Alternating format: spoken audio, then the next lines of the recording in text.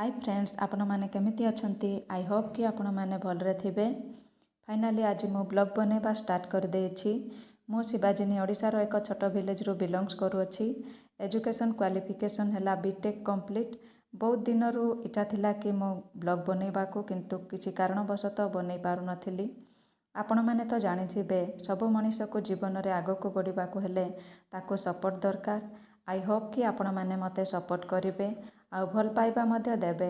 आपण मानक गोटे लाइक सब्सक्राइब आउ गोटे भल कमेंट मते मोटिवेशन देबो, जेउ कारण हेतु मो आगामी दिन रे भल ब्लॉगर किंबा कंटेंट क्रिएटर बनी पारिबी। मु एबे जो स्थान रे अछि ताहा गोटे इंस्टीट्यूट को मु आसी अछि। से इंस्टीट्यूट रो फील्ड रे मु ब्लॉग बनौछि। देखि पारुथिबे केते सुंदर प्लेसटा हेछि।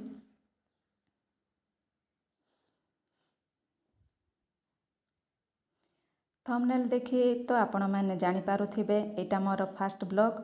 मो बेसी लंबा करिबिनी। आपण माननको जदि एही वीडियो भलो लागिथिले लाइक शेयर सब्सक्राइब करी तळे दिया जाइथिबा बेल आइकन बटन को दबाई देबाको जमा भूलिबेनी।